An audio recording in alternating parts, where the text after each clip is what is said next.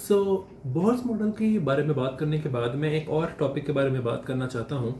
वो टॉपिक जो है उसके एक से ज़्यादा रीज़न्स है बात करने के इस पर्टिकुलर कोर्स के अंदर। एक रीज़न जो है वो ऐसा लगेगा कि मैं शायद बोहर्स मॉडल को सपोर्ट कर रहा हूँ उस पर्टिकुलर टॉपिक के बारे में बात करके, बट एक्चुअली वो टॉपिक जो है वो बोहर्स मॉडल की जो मैंने तमाम की तमाम शॉर्ट कमिंग्स बताई हैं इस वीडियो से पहले वाली वीडियो के अंदर, वो तमाम शॉर्ट कमिंग्स को वो एक्सप्लेन नहीं करता, तो वो टॉपिक जो है वो बोहर्स मॉडल को बचा नहीं सकता।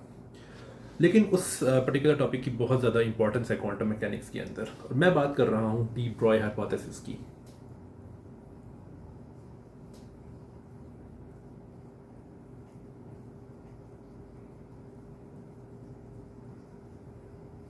तो सबसे पहले ये देखते हैं कि डी ब्रॉय हाइपोथेसिस की मोटिवेशन क्या है, ये हाइपोथेसिस कहाँ से आता है।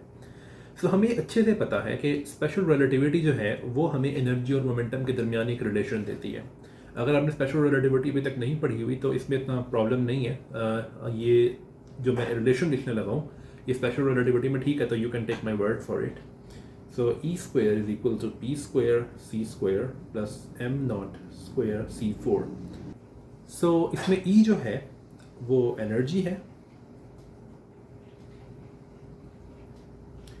ई जो है ये मोमेंटम है, और सी बताने की ज़रूरत नहीं है, वो स्पीड ऑफ लाइट है। एम नॉट जो है ये रेस्ट मैस है, राइट। सो अब हम एक क्वेश्चन पूछते हैं कि अगर रेस्ट मैस किसी चीज़ का ज़ीरो हो तो फिर किस तरह का रिलेशन बनता है। So if M naught is zero, इसका ये मतलब है कि E square is equal to P square C square, और आप स्क्वेयर हटा सकते हो तो E is equal to P times C, right. So अगर रेस्ट मैस कभी भी ज़ीरो हो तो energy is equal to momentum times speed of light. अब हमें ये पता है कि फोटो इलेक्ट्रिक इफेक्ट के सोल्यूशन में आइंस्टाइन ने यह हाइपोथेसाइज किया था कि लाइट जो है वो एक मैसलेस पार्टिकल से मिलकर बनी है जिसका नाम है फोटोन, राइट। सो फोटोन के लिए आइंस्टाइन ने एक और क्या कहना चाहिए, रिलेशन डिवाइस किया था एक फोटोन की एनर्जी का, जो कि डिपेंड करता है फ्रीक्वेंसी पे उस पर्टिकुलर लाइट की जिसका फोटोन पार्ट है, और वो रिलेशन ये था। वो रिलेशन था E is equal to H times F. H जो है वो प्लैंक्स कांस्टेंट है। सो इस रिलेशन को मैं यूँ लिख सकता हूँ कि E is equal to H times F, right, but frequency जो है that speed over wavelength, right. So इसका ये मतलब है कि एनर्जी जो है फोटोन की उसको मैं दो तरीक़ों से लिख सकता हूँ। एक तरीका तो ये है, राइट, और दूसरा तरीका जो है वो ये है। वेल, ये क्यों है तरीका लिखने का, वो इसलिए क्योंकि मैंने कहा कि अगर रेस्ट मैस ज़ीरो है तो ये इक्वेशन जो कि हाईलाइटेड है इस वक्त वो काम करती है, और फोटोन का रेस्ट मैस हमें पता है ज़ीरो है बाय डेफिनेशन। ऐसा नहीं है कि फोटोन कभी रेस्ट पे होता है, राइट। सो अब इसका मतलब ये है कि एनर्जी जो है वो पी टाइम सी के भी इक्वल है, और एनर्जी जो है वो एच सी ओवर लैम्डा के भी इक्वल है, और इससे हमें साफ दिखता है कि P is equal to H over lambda, लेकिन इसका ये मतलब है कि lambda is equal to H over P. तो ये रिलेशन जो है ये फोटॉन्स के लिए सही है। अभी तक आप देख सकते हो कि मैंने इस रिलेशन को डिराइव किया है दो इक्वेशंस यूज़ करके। पहली इक्वेशन जो है वो फोटॉन्स के लिए सही है, यानी कि M not is equal to zero put करके मैंने पहली इक्वेशन निकाली थी एनर्जी के लिए, और दूसरी इक्वेशन जो है वो तो है ही फोटॉन्स के लिए, राइट, क्योंकि वो फोटो इलेक्ट्रिक इफेक्ट की सोल्यूशन में आती है। तो ये रिलेशन फोटॉन्स के लिए ठीक है। अब लुई डी ब्रॉय ने यह हाइपोथेसाइज किया था कि हम इस रिलेशन को यूज़ करके जनरलाइज कर सकते हैं तमाम के तमाम पार्टिकल्स पे, चाहे वो मैसलेस हों या ना हों, राइट। तो अगर मैटर पार्टिकल्स भी हों तो उनको भी हम मैटर पार्टिकल्स को हम वेव्स के तौर पे देख सकते हैं कि particles are kind of like waves. किस सेंस में, वो सेंस बहुत अच्छी है, अभी हम उसकी बात नहीं करेंगे, लेकिन किसी सेंस में पार्टिकल्स जो हैं वो वेव्स की तरह एक्ट कर सकते हैं, और जिस वेव की तरह वो एक्ट कर रही हैं उस वेव की जो वेव लेंथ है उसका फॉर्मूला उसी फॉर्मूले से दिया जा सकता है जो कि मैंने अभी बॉक्स्ड इक्वेशन के अंदर लिखा हुआ है। जो कि बॉक्स्ड इक्वेशन है वही इक्वेशन दरअसल वेव लेंथ ऑफ पार्टिकल्स को भी बताएगी, चाहे वो मैटर पार्टिकल्स ही क्यों ना हो, सिर्फ फोटॉन्स की बात नहीं हो रही है। और हमें पता है कि अगर आप नॉन रिलेटिविस्टिक रेजीम के अंदर हो तो मोमेंटम की जो डेफिनेशन है that's mass times velocity. Relativistic mechanics में मोमेंटम की डेफिनेशन चेंज हो जाती है, राइट। सो इसका ये मतलब है कि फॉर मैसिव पार्टिकल्स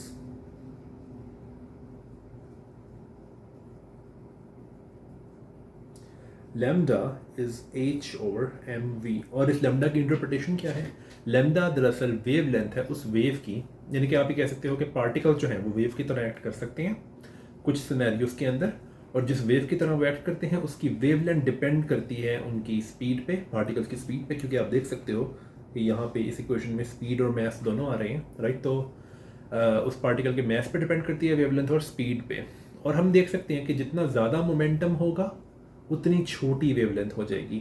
तो अगर हम एस्टिमेट करना चाहें, एक एस्टिमेट करते हैं, सॉरी, तो एक एस्टिमेट करते हैं छोटा सा एस्टिमेट ये करते हैं कि सपोज करो एक ह्यूमन बीइंग है अगर, तो उसकी वेवलेंथ क्या होगी? क्या मैं एक वेव हूँ? वेल, पहली बात तो ये आप कह सकते हो कि मैं पार्टिकल नहीं हूँ, लेकिन इस पर्टिकुलर हाइपोथेसिस के लिए, डी ब्रॉय हाइपोथेसिस के लिए, इसको आप कह सकते हो कि डी ब्रॉय हाइपोथेसिस दरअसल ये है, इक्वेशन कोई नई यूज़ नहीं की उन्होंने, लेकिन हाइपोथेसिस सिर्फ ये था कि जो एग्जिस्टिंग इक्वेशन है फोटॉन्स के लिए उसको आप एक्सटेंड कर दो आर्बिट्ररी पार्टिकल्स के लिए। लेकिन इस पर्टिकुलर पूरे के पूरे हाइपोथेसिस में ये कहीं नहीं आता कि you have to be a point particle, you can be an extended object, right. So suppose करो कि एक ह्यूमन बींग है, एवरेज ह्यूमन बींग, उसका मास जो है वो ऑलमोस्ट 80 kg है, राइट। और उसकी स्पीड जो है, एक ह्यूमन बींग की average speed at most 5 metre पर सेकेंड होती है। 5 मीटर पर सेकेंड अच्छी बड़ी स्पीड होती है। यूसेन बोल्ट की स्पीड ऑलमोस्ट 10 मीटर पर सेकेंड है, क्योंकि अगर आप 100 मीटर रेस 10 सेकेंड्स में कर रहे हो, जो कि आई थिंक रिकॉर्ड टाइम जो है 9.8 सेकेंड्स है, तो आपकी स्पीड जो है वो 10 मीटर पर सेकेंड है, but that's a lot of speed. So अब ऑलमोस्ट 5 मीटर पर सेकेंड स्पीड कर लेते हैं, तो मोमेंटम क्या बनता है? ऑलमोस्ट 400 kg मीटर पर सेकेंड।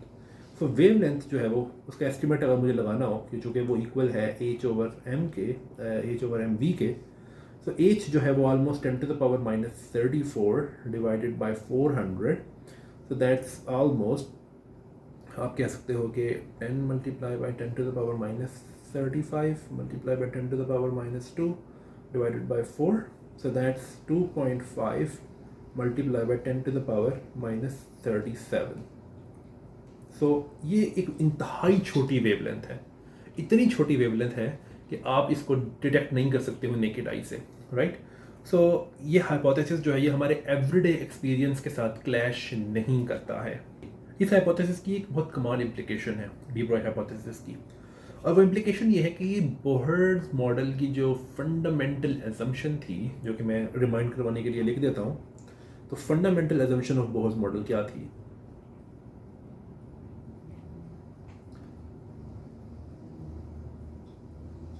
ऑफ बोहर्स मॉडल, सो वो कुछ यूं थी कि एंगुलर मोमेंटम जो है वो क्वांटाइज्ड है। So angular momentum is quantised in the units of H bar, right.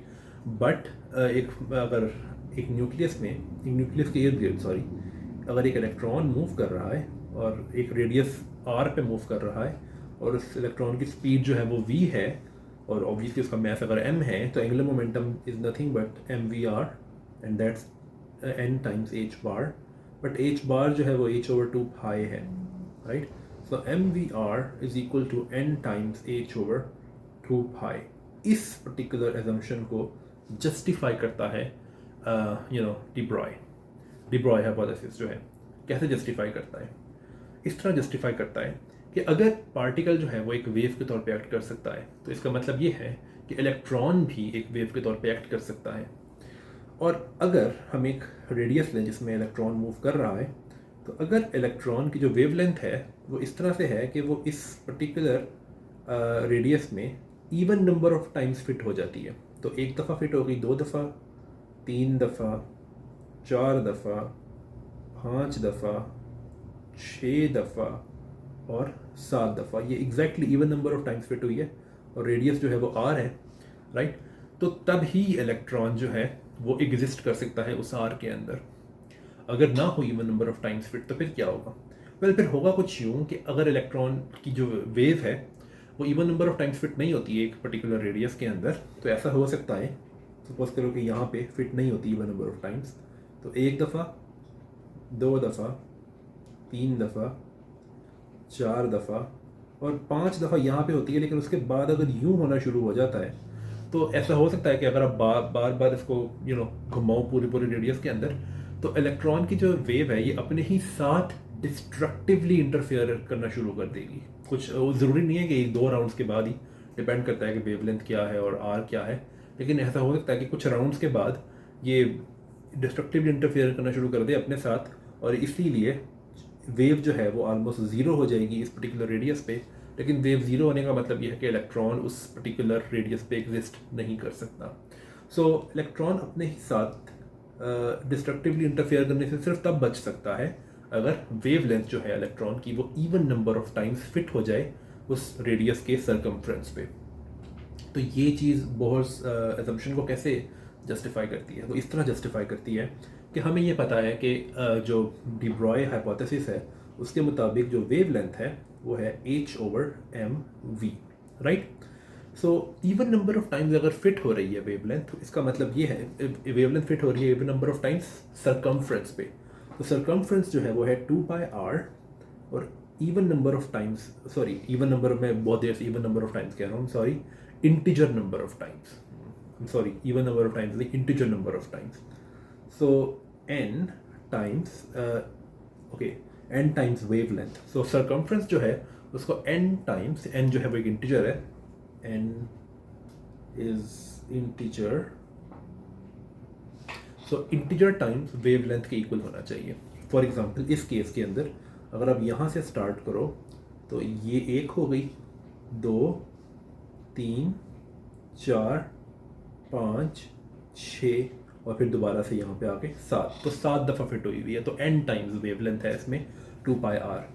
तो इसका मतलब है कि 2πr is equal to n times wavelength, but wavelength का फॉर्मूला जो है वो है h/mv, राइट।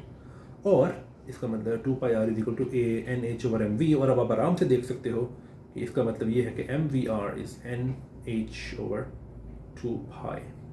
राइट। तो ये वही assumption है बोहर्स मॉडल की जो कि मैंने पहले लिखी थी। तो बोहर्स मॉडल की जो फंडामेंटल assumption है वो डी ब्रॉय का जो हाइपोथेसिस है वो एक्सप्लेन कर देता है कि यही assumption क्यों है। लेकिन फिर भी आप देख सकते हो कि ये बोहर्स मॉडल की जो बहुत सीरियस फ्लॉज हैं, ये सीरियस शॉर्टकमिंग्स हैं, उसको क्योर नहीं कर देती है ये assumption, राइट। वो अभी भी है अपनी जगह पे। ऐसा नहीं है कि ये हाइड्रोजन एटम को 3 डायमेंशनल बना देती है, हालांकि बना सकती है एक सेंस में, लेकिन बोहर्स मॉडल के अंदर नहीं। और उसके अलावा जो ये ज़ीमन इफेक्ट एक्सप्लेन नहीं कर देती है, ये स्टार्क इफेक्ट एक्सप्लेन नहीं कर देती है। तो डी ब्रॉय वेवलेंथ जो है, सॉरी डी ब्रॉय हाइपोथेसिस जो है उसके मसले हैं, sorry D Broglie wavelength hypothesis जो है उसके होते हुए भी बोहर्स मॉडल के मसले अपनी जगह पे मौजूद हैं। लेकिन ये जो पर्टिकुलर हाइपोथेसिस है ये बहुत ज़रूरी है क्वांटम मैकेनिक्स के अंदर। अब आप एक क्वेश्चन पूछ सकते हो कि क्या इस हाइपोथेसिस को हम डायरेक्टली टेस्ट कर सकते हैं? मैं इन एक्सपेरिमेंट्स की डिटेल्स में नहीं जाऊंगा, लेकिन 2 एक्सपेरिमेंट्स ऐसे हैं जो कि किए गए थे 20s के अंदर। उनमें से एक एक्सपेरिमेंट था जॉर्ज पैकेट थॉमसन का एक्सपेरिमेंट, और एक था डेविसन जर्मर एक्सपेरिमेंट। तो एक्सपेरिमेंट्स क्या थे? एक्सपेरिमेंट किस पर्टिकुलर कॉन्सेप्ट पे बेस्ड थे? हमें बहुत अच्छे से पता है कि जो वेव्स हैं उनकी एक डिफाइनिंग प्रॉपर्टी ये है कि वो डाइफ्रैक्ट करती हैं, और एक दूसरी डिफाइनिंग प्रॉपर्टी ये है कि वो इंटरफेयर करती हैं, राइट। पार्टिकल्स जो है वो इंटरफेयर नहीं करते हैं, वो डाइफ्रैक्ट नहीं करते हैं। सो इन प्रॉपर्टीज़ को चेक करने के लिए यहाँ एक बहुत फेमस एक्सपेरिमेंट है जो कि 1801 में एक इंग्लिश फिजिसिस्ट थे जिनका नाम था थॉमस यंग, उन्होंने डिवाइस किया था, जिसको हम कहते हैं डबल स्लिट एक्सपेरिमेंट।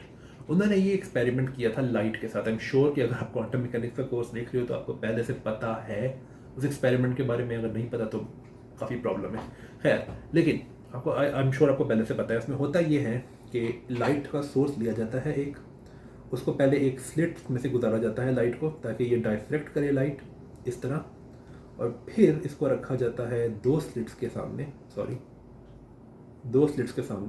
और फिर ये दोनों स्लिट्स में से अलग अलग डाइफ्रैक्शन होती है, और हम स्क्रीन पे एक डाइफ्रैक्शन पैटर्न देखते हैं, राइट, जिसमें मैक्सिमास और मिनिमास का हमें वो दिखता है एक सीक्वेंस। अब ये लाइट सोर्स के साथ हो रहा है। लेकिन अगर इलेक्ट्रॉन्स वेव्स के तौर पे एक्ट कर सकते हैं, तो तो क्यों ना हम यहाँ पे एक इलेक्ट्रॉन सोर्स रखें और फिर ये एक्सपेरिमेंट करें। तो जॉर्ज पैकेट थॉमसन और डेविडसन जर्मर का एक्सपेरिमेंट, दोनों के एक्सपेरिमेंट्स इसी कॉन्सेप्ट पे बेस्ड थे कुछ हद तक, राइट। क्योंकि उन्होंने इलेक्ट्रॉन डायफ्रैक्शन को डायरेक्टली देखा और इलेक्ट्रॉन इंटरफेरेंस को डायरेक्टली देखा, यानी कि इंटरफेरेंस पैटर्न जो है इलेक्ट्रॉन्स का वो उन्होंने डायरेक्टली ऑब्जर्व किया। और अब हमें ये पता है अपनी optical geometric optics physical optics की स्टडी से कि अगर आपको एक पर्टिकुलर वेव को डायफ्रैक्ट करवाना है तो जिस स्लिट से आप उसको गुजारोगे उस स्लिट का जो साइज है वो कंपेरेबल होना चाहिए उस वेव की वेवलेंथ से। सो फॉर एग्जांपल, अगर आप एक इलेक्ट्रॉन सोर्स लेकर आ रहे हो तो इलेक्ट्रॉन सोर्स की जो वेवलेंथ होगी तकरीबन उतनी ही होनी चाहिए है इस स्लिट का साइज, ऑलमोस्ट, राइट। सो हमें पता है कि इलेक्ट्रॉन्स जो हैं, ये मैं कैलकुलेशन करूँगा नहीं, ये आप एक सिंपल एक्सरसाइज के तौर पे देख सकते हो कि इलेक्ट्रॉन्स की टिपिकल इलेक्ट्रॉन वेवलेंथ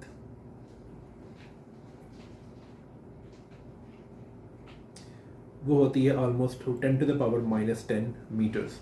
इसको हम एंगस्ट्रॉम भी कहते हैं। ये एंगस्ट्रॉम इसका ख़ास नाम है इस लेंथ का, या फिर आप इसको 1/10 नैनोमीटर भी कह सकते हो। सो हमें इतनी छोटी स्लिट चाहिए इलेक्ट्रॉन डायफ्रैक्शन देखने के लिए। अब इतनी छोटी स्लिट कहाँ से आएगी? एक बहुत इंजीनियस तरीका है इतनी छोटी स्लिट हासिल करने का, और वो ये है कि सॉलिड्स जो हैं उनके अंदर जो एटम्स होते हैं उनकी स्पेसिंग ऑलमोस्ट 10⁻⁻10 मीटर होती है, तकरीबन इसी ऑर्डर की होती है। सो अगर आप एक क्रिस्टल में से इलेक्ट्रॉन्स को पास करवाओ तो इलेक्ट्रॉन्स जो है वो डायफ्रैक्ट करेंगे। और आई थिंक जो डेविसन और जर्मर का एक्सपेरिमेंट था, उन्होंने इलेक्ट्रॉन्स को निकल क्रिस्टल्स में से पास करवाया था और उन्होंने फिर यही क्या कहते हैं एक डायफ्रैक्शन पैटर्न जो है वो उसको ऑब्जर्व किया था। सो ये एक डायरेक्ट टेस्ट है वेव प्रॉपर्टीज ऑफ इलेक्ट्रॉन्स का। सो ये एक सिंपल सा इंट्रो था और समरी थी डी ब्रॉय हाइपोथेसिस की।